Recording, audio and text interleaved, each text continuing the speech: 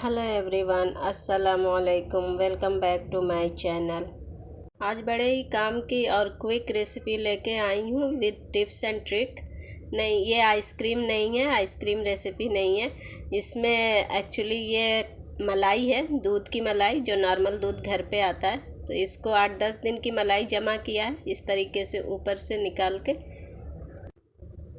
के रख लिया है। तो ये 8-10 दिन की मलाई है और ये इतने से दूध में इतनी सारी मलाई नहीं निकलती। ये पूरे 1 लीटर दूध की मलाई है। दूध ख़त्म हो गया, यूज़ हो गया, मलाई अब निकल रही है उसकी।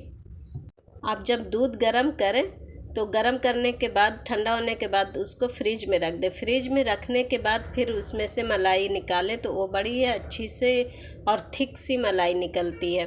तो इसको किसी भी कंटेनर डब्बे में डाल के फ्रीज़र में रखें, क्योंकि 8-10 दिन तक आप जब फ्रिज में रखेंगे तो उसमें स्मेल सी आ जाती है। दूध है, जल्दी ख़राब होता है। तो आप ट्राई करें कि उसको फ्रीज़र में ही रखें। तो इसको फिर निकाल के ये डायरेक्ट इसमें डाल दिया है मिक्सर में। अगर आपके पास इलेक्ट्रिक मिक्सर नहीं है तो आप ग्राइंडर जार में भी कर सकते हैं ये काम, और या फिर हाथ से भी कर सकते हैं। हाथ से थोड़ा टाइम लग जाएगा। तो इसमें कुछ भी नहीं डाला है, मलाई ऑलरेडी फ्रिज की थी, फ्रिज से निकाल के डायरेक्ट डाला है। तो ठंडी रहे तो अच्छा है। इसमें कोई ठंडा पानी नहीं डाला, कोई बर्फ़ नहीं डाला है, बस ठंडी मलाई है। और देखें ये चलता रहेगा और इसका टेक्सचर कैसा चेंज होने लगा है। 2-3 मिनट में टेक्सचर चेंज होगा।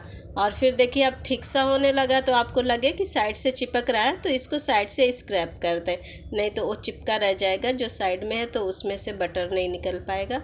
और ये ज़्यादा ही चिपकने लगा है तो एक बार खोल के इसको और पूरा अच्छे से ऊपर का नीचे ऐसे मिला दें।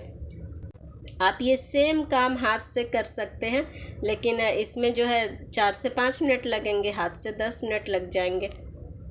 और जब आप हाथ से करें तो नीचे जिस बॉल में आप मिक्स कर रहे हैं उसके नीचे एक और बॉल रखें और उसमें आइस वाला पानी रख लें, या सिर्फ आइस डाल के रख लें, ताकि वो टाइम ज़्यादा लगेगा तो गर्म ना होता रहे। और देखिए ये चलते चलते कैसा थिक सा हो गया है और पानी अलग हो गया और इसका सारा बटर अलग सा हो गया। और ये जब अलग होगा तो आपको मशीन की आवाज़ से पता चल जाएगा। वो चलने में दिक्कत होगी मशीन को, वो खुद ही आवाज़ करने लगेगी। तो ये बहुत ही टाइट सा बटर निकल के आया है इसमें से। देखें इस तरीके से सारे बटर को एक जगह जमा करके और निकाल लें। ये देखिए आपको समझ में आ रहा होगा शायद से, इसको बहुत प्रेस करने से पानी निकल रहा है। बहुत ही टाइट सा बटर है। और जो बाकी का है छोटा छोटा पीस इस तरीके से छन्नी से छान के निकाल लें।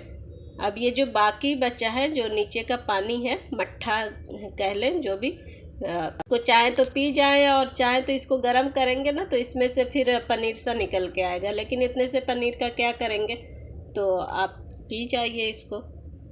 और ये देखिए ये बहुत ही टाइट हो गया है, इसमें से निकलना इसका मुश्किल हो रहा है। तो इसी में डाल दिया है। ये गर्म होगा तो खुद ही पिघल के निकल जाएगा। लेकिन ध्यान रहे ये ऊपर का प्लास्टिक का है तो ध्यान से ही करना है, इसको छोड़ के हट नहीं जाना है, नहीं तो ये पिघल जाएगा तो आपका विस्क ख़राब हो जाएगा, फिर मशीन किसी काम की नहीं रहेगी। तो ये जब थोड़ा मेल्ट हुआ है तो इसको निकाल लिया है। अब इसको लो हीट पे ही पकाना है, बिल्कुल लो हीट पे। धीरे धीरे इसको चलाते रहें, ये पकता रहेगा। और इसको भी छोड़ के हटना नहीं है। इसमें बबल्स आएंगे, ये थोड़ा ऊपर को भी आएगा। अगर बर्तन छोटा है तो बर्तन से बाहर गिरेगा, तो कोशिश करें कि थोड़ा बर्तन बड़ा ही लें। और देखें धीरे धीरे ये इस स्टेज पे आया है पककर। कोई मुश्किल काम नहीं है इसमें, ये अपने आप ही पकता रहेगा। बस इसको हिलाते रहना, बीच बीच में इसको चलाते रहना है। अब जब ये इस स्टेज पे आ जाए तो इसको छोड़ के हटना नहीं है, अब यहीं पे रहना है। और देखिए नीचे से अगर चिपक रहा है तो इसको स्क्रैप करके खुरच के निकाल लें, नहीं तो ये अगर चिपकेगा तो इससे भी आपका घी कम हो सकता है, या फिर घी का टेस्ट भी ख़राब हो सकता है, वो जलने की स्मेल आ जाएगी। तो इसको मिक्स करते रहें। और जब इस स्टेज पे आया है तो यहाँ पे अब हीट आपको बंद कर देनी है। हीट बंद कर देनी है। और ये इतनी हीट है इसमें कि ये जो बाकी वाइट सा दिख रहा है ये पूरा डार्क ब्राउन हो जाएगा। डार्क ब्राउन हो जाएगा लेकिन जलना नहीं चाहिए। और ये बंद कर दिया, लेकिन बंद करने के बाद थोड़ी देर इसको हिलाते रहना है, नहीं तो जो नीचे का है वो फिर जलने जैसा हो जाएगा। तो अब इसको छोड़ दिया है और थोड़ा ठंडा जब हुआ है तो उसके बाद इसको किसी कंटेनर में डालना है। तो मैं तो इसको ग्लास जार में ही प्रीफर करती हूँ रखने के लिए। आप प्लास्टिक में भी रख सकते हैं, लेकिन ग्लास का बेस्ट रहता है। तो जो बड़ा पीस है उसको पहले निकाल लिया है, नहीं तो ऐसे जब उडेलेंगे तो गिर जाएगा और फिर मेसी होगा, आपका घी बाहर गिर जाएगा। तो बहुत ही संभाल के ये काम करना है।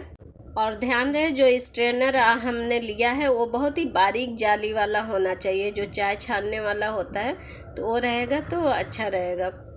छन्नी इसके ऊपर ही रख के इसको 2-3 मिनट छोड़ दें तो सारा एक एक बूंद उसका घी जो है निकल जाएगा।